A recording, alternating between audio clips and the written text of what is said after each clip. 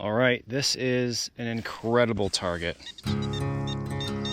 93, 95, it sounds like it's on top, which as we know this place doesn't mean anything. I see it. I see it and it is black. Incredible.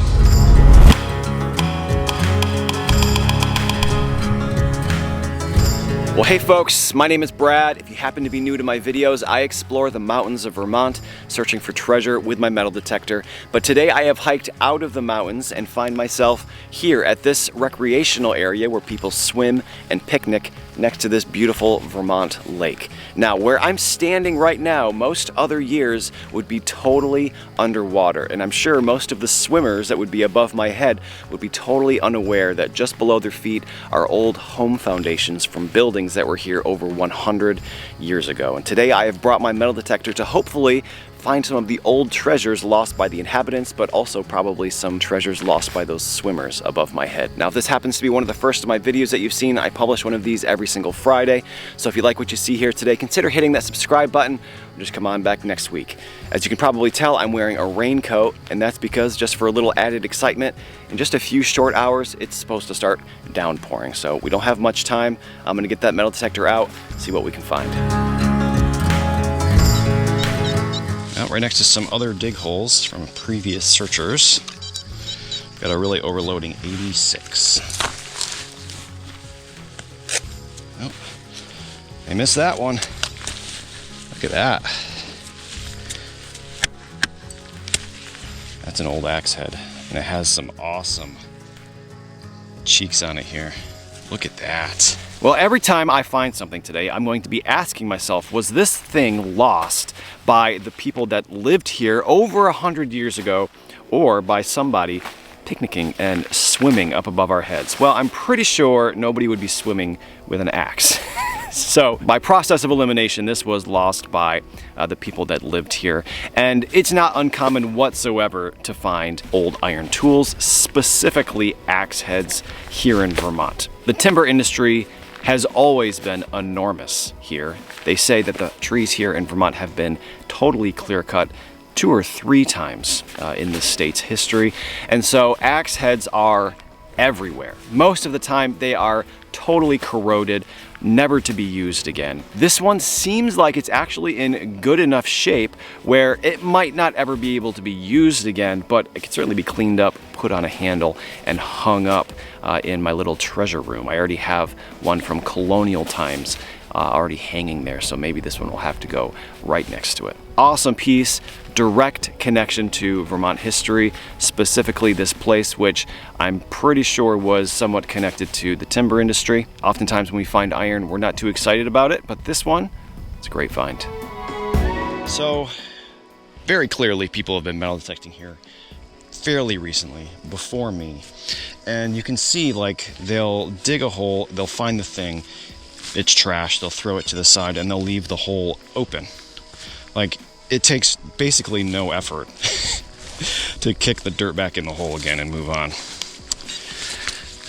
Embarrassing.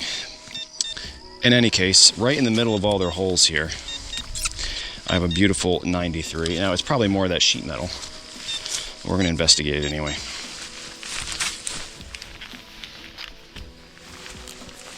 Yeah. Oh, actually, there's writing on this. It's like a label. What do you think it says? Well, 99.9% of the time, whenever I find a piece of aluminum, it's trash. This thing, however, I'm fairly confident could be considered a treasure. We have some writing here, Saratoga Quebec water.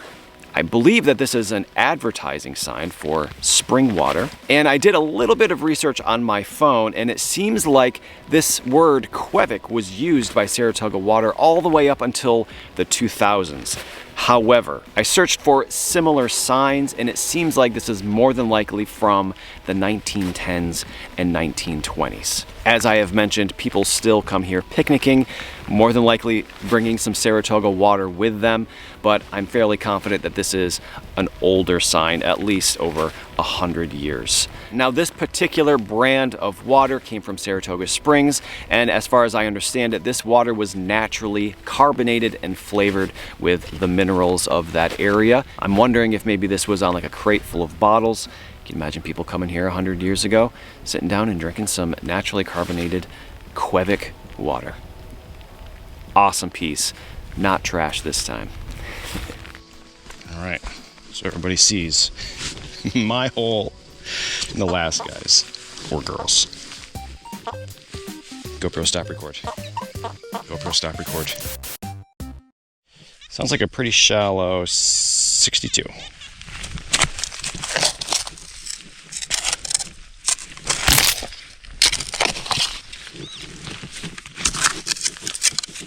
Uh-oh, I break my shovel. That is melted lead. All right, well, it finally happened. People are always asking why I don't use one of those expensive metal detecting shovels and why I use old Woody here. It's because it costs like $12 and it's lasted, I don't know, 8 years. Well, you just saw it in action. I captured the moment of old Woody breaking. Rest in peace, old buddy. We gotta switch to our yellow shovel now. I have a backup in my car. But this will go, this is gonna get framed and placed on my wall.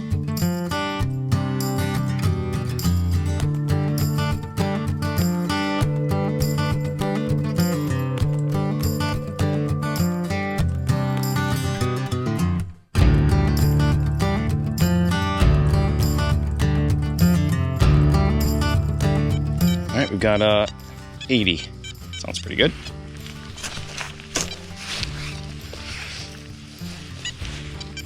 See it?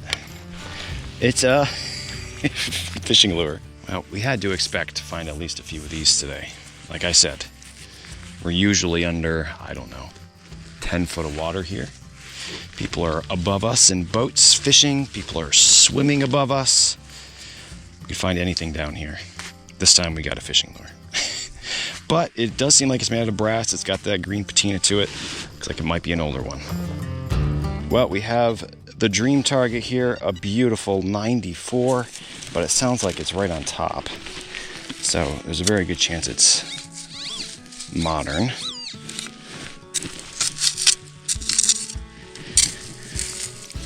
Moved it. There it is. What do we think? I don't know. That looks like silver. Oh, heck yeah. That is an old silver coin. Well, oddly enough, I have not found any coins today until this one. I would have expected to find at least a few modern coins lost by the swimmers that would be over my head right now. But it turns out the very first coin is an old one. An old silver coin. This design we call the barber design. This is of course a dime.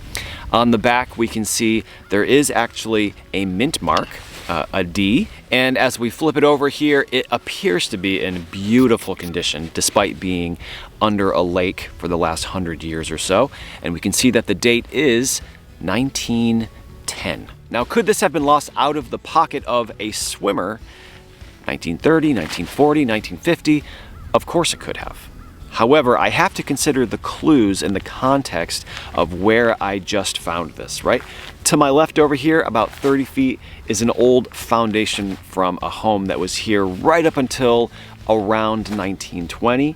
There are bricks and glass and things all over the ground right here. Does it make it any less cool that it was lost from a swimmer maybe 30 or 40 years after I assume it was lost? I don't think so. It's still an old silver coin dated 1910, found in an area that is usually underwater. For me, it doesn't get any cooler than that. And for it to be the very first coin I find today, I am over the moon.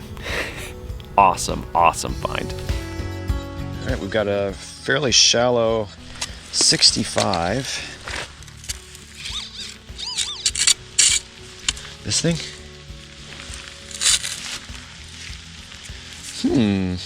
Oh, it's decorated.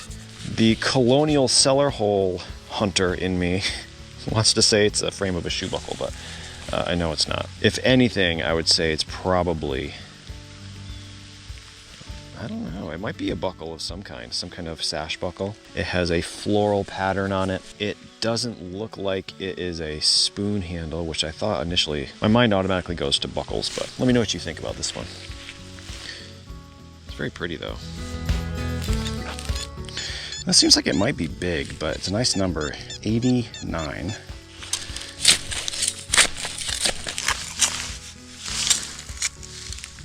This. Wow, that is a mysteriously shaped item. What in the world is that? Well, throughout the day, I am constantly finding things that I cannot identify. But typically that's because it's melted or it's just a small fragment of something. This thing, though, seems to be complete, and it is an absolute mystery to me. It is a heavy, heavy brass or bronze, and when I saw this rounded end to it, at first I thought maybe it was a hammerhead. They do make brass hammerheads for some purposes because brass is softer than iron, but I don't think that's what this thing is because the hole is offset to the side. On the bottom here we can see there is a smaller rounded part with a dimple. Hopefully one of you out there recognizes it because my quick Google search on my phone yielded nothing. I think, though, that it is an interesting enough shape that if somebody has ever seen one of these before, they would likely remember it and be able to tell us what the heck this thing is. I do not think this was dropped off a boat or out of the pocket of a swimmer. This more than likely came from the homes that were here up until about 1910, 1920. So with that in mind, hopefully we'll be able to get to the bottom of whatever the heck this thing is. A treasure? Maybe. We'll have to wait and see.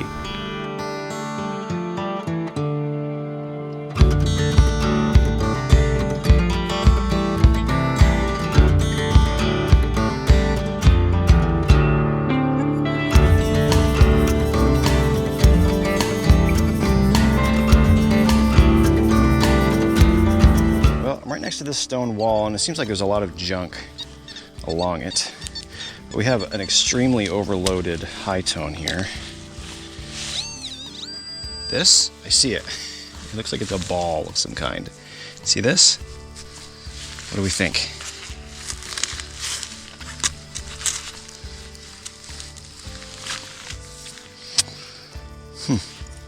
It is a ball of some kind. Oh, it's a doorknob. It's a doorknob. Well, there's no question whether this was from these homes or whether it was dropped out of the pocket of a swimmer. This is, of course, a doorknob that went to one of the doors to one of the buildings on this beach. And oddly enough, this camera that I'm speaking into was a distance away from me, and so I metal detected on the way to pick it up, and wouldn't you believe it? Are you kidding me? Another doorknob. Wow. So we have two doorknobs now from this place. It's possible they had a door that was broken, or maybe the knob stopped working and so they decided to throw it away, but I don't think so. I think more than likely the buildings were here still standing when this valley was flooded and they became underwater, and then over time they disintegrated underwater, and the doorknobs, honestly anything else left in the house, would have slowly settled to the lake bottom and then found their way underneath the silt. Is it a treasure? No, it's a doorknob.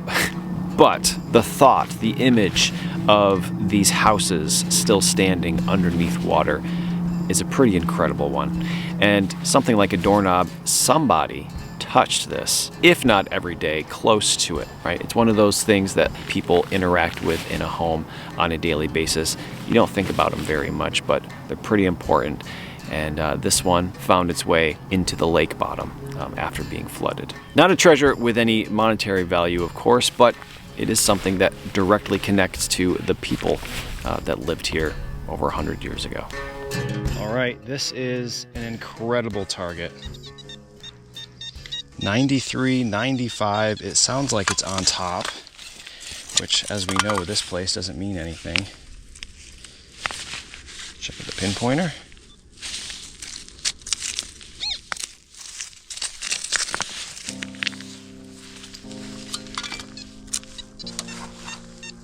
Oh, it's over here more. I see it. I see it, and it is black.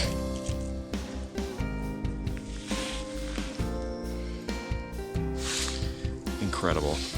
Another old silver coin. Well, it doesn't happen very often, but every time I find a coin, I will stand up and check the area again, because very, very rarely the person that lost this coin may have lost more in what we call a pocket spill or a coin spill, and that is exactly what just happened right here. Not quite as high, but also shallow.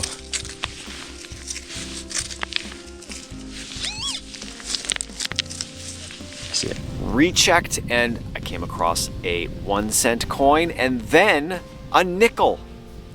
We have a 16-cent pocket spill here. Unfortunately, both the 1-cent coin and the nickel are very, very corroded, although I can tell that the 1-cent coin is a wheat cent and the nickel is a V nickel. Now you'll notice that this silver coin looks very different from the last silver coin we found here today. It is jet black, and that has a lot to do with it being exposed directly to the water for who knows how long. That black tarnish is from the naturally occurring sulfur in the air and the rainwater and of course the lake water.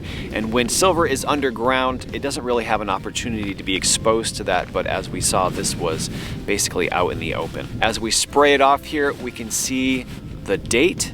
I believe it says 1902, just slightly older than the last one we found here. Again, could these have been lost by a swimmer swimming overhead? Maybe, but I feel like if they all fell out at the same time, they would have dispersed a bit down through the water column, and these were all together. So I'm assuming they fell out of the pocket of somebody standing or sitting here over 100 years ago. Awesome little coin spill. It does not happen very often, but after the first time, you develop that habit of rechecking your hole. Amazing. All right, folks, well, I am calling it quits for the day. Despite it not currently raining, the wind's picking up and I can hear some thunder off in the distance heading this way, so I'm going to get off this beach while I still can.